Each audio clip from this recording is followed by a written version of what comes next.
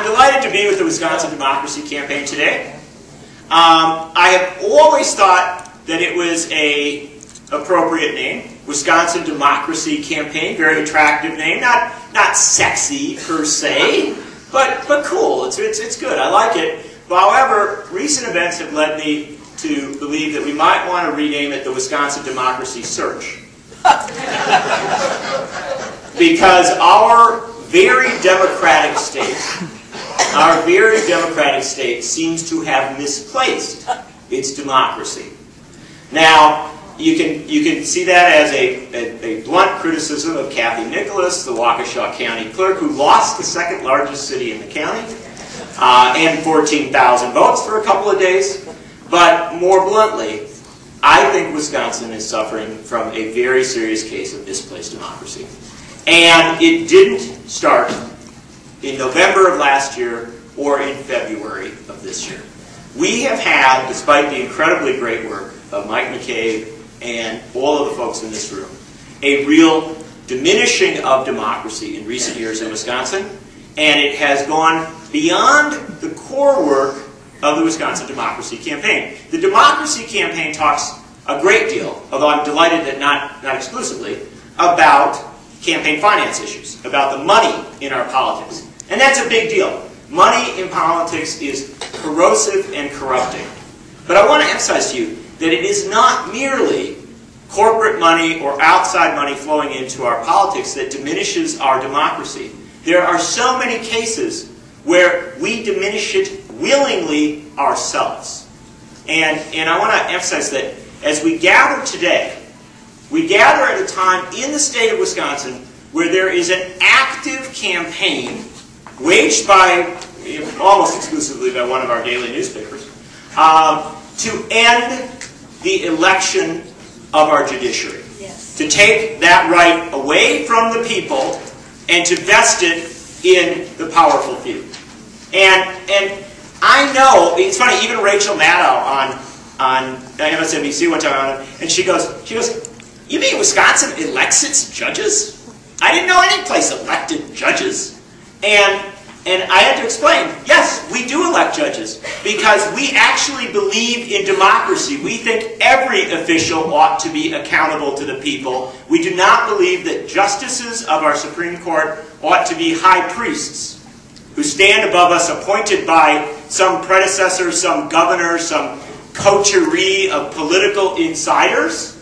We believe that our judges should be elected and accountable to us. And that has been a principle of Wisconsin really from our founding. And ask yourself, why is it under attack now? Why is it under assault?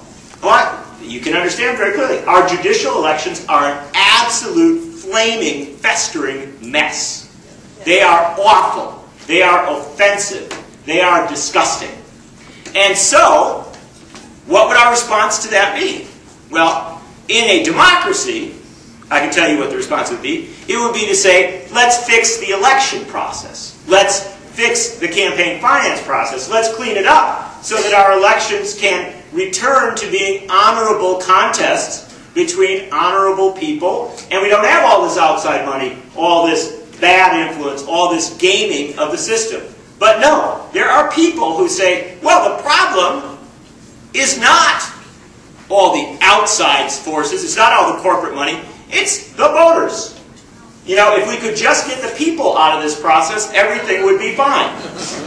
And let me emphasize to you the absolute moral bankruptcy of the argument for eliminating judicial elections. Because it is rooted in the concept that our judiciary is being warped by outside money, big money, campaign pressures, political pressures.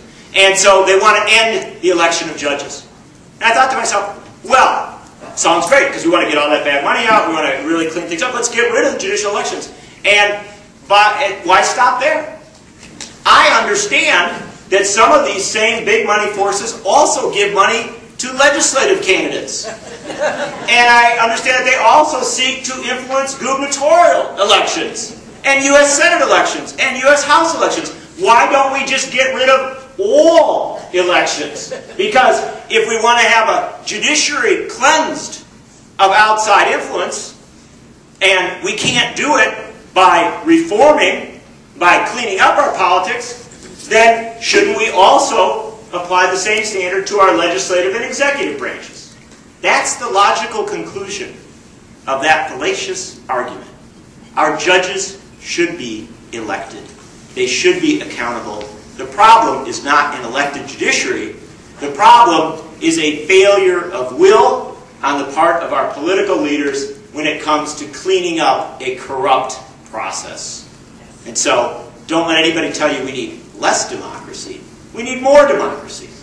The problem is, the same people that want to get rid of an elected judiciary in Wisconsin would also like to get rid of our Secretary of State and our State Treasurer. They're even proposing to get rid of the office of Lieutenant Governor. You know, who needs constitutional officers, right? You know, why not just get rid of all this excess, you know, all these extra elected positions? It's so inconvenient. Who ever heard of the Secretary of State anyway? What does the Secretary of State do? What possible value could the Secretary of State be? Unless, of course, you get to that point of publishing a law.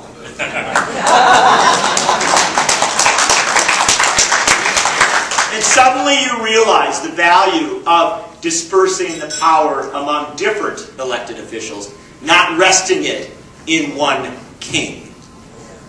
And yet, those proposals are in play right now. And interestingly enough, there are also proposals going forth across Wisconsin to downsize our county boards. Our county boards are too big. Why? We have too many representatives of the people in the room. What a crisis that is. And so we have proposals across Wisconsin. Let's get rid of these big, bulky county boards with representatives from places like the town of Vermont, Mr. Gaskell. And let's just have a small county board, a convenient county board. Not a lot of debate, not a lot of differences. Maybe 4 or 5 very white people sitting around, you know, coming from the same part of town. And they can all be elected. Why even have districts? Why not just have, you know, a county board with a handful of folks elected from, you know, countywide? That's a very efficient system. And you know what it's really efficient for? Political power, money power. Because, you know, when you have small districts, somebody can still go out and knock on every door and get themselves elected. But when you downsize your county board, when you downsize your city council, when you go for all that efficiency and modernization, you get this big body, you know, big powerful entity with 3 or 4 county-wide officials running it, or even 3 or 4 coming from very big districts. And you know what happens to those elections? It's not knocking on doors anymore. It's going to campaign fundraisers and getting big checks from developers and powerful people who can get you on television, where you then win those elections. So understand, even so small a proposal as downsizing a county board is a fundamental assault on basic democratic principles. And so we have far beyond the standard money issues, a lot of assaults currently in play in this state. And then we have the governor's budget. Now, the governor's, I understand that this has stirred some controversy in Wisconsin. But the interesting thing is the governor's budget repair bill, which is a fundamental assault on democracy for a variety of reasons. We talk so much about the collective bargaining issues, but let us be clear about the assault on democracy itself. Because when local elected officials choose to bargain with their public employees, right, and to make a contract with them, that's an agreement at the local level. That's something that we elect people to do. When you have a governor of Wisconsin and a legislature of Wisconsin coming in and imposing on those local elected officials a structure by which they can build that relationship, by which they can function in their community, that absolutely takes away their flexibility and their ability to treat their employees well, and also takes away their ability to deliver the services that a community needs. That is an assault on democracy. That makes the local elected officials irrelevant. They become bystanders in their own community. We will have the facade of an election, but yet they don't have the power to do what they want to do what they were elected to do. And so that basic collective bargaining fight is not merely a fight about labor rights. It's not merely a fight about public employees. It is also a fight about how we structure at the local level. And it goes far beyond that.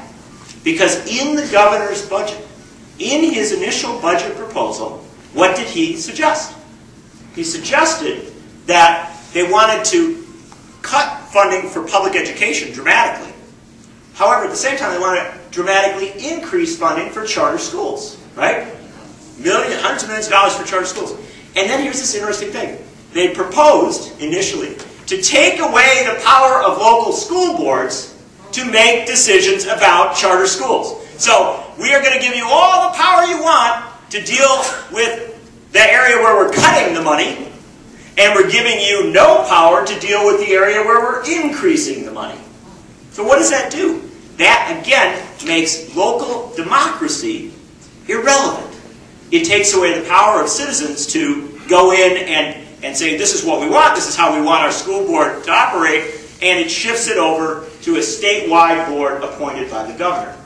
And it doesn't stop there. One of the most troubling hidden aspects of the current budget bill is an assault on the power of townships in Wisconsin to set their budget limits and to set their budget standards and procedures. Now, do you know how much of Wisconsin is covered by townships? It's 97%. Now, not people, I admit, those townships can get pretty remote at times. But the fact of the matter is, this is a state of townships. And if you want to see the character and the quality of Wisconsin, it's out there in these rural areas. And townships are the most efficient form of government. They don't overtax. But they do have the power to hold a town meeting, just like in New England, or to cede the power to their elected town board to shift their budget standard in like emergency moments. For instance, if there's a lot of snow, maybe they have a town meeting and they agree to buy more salt.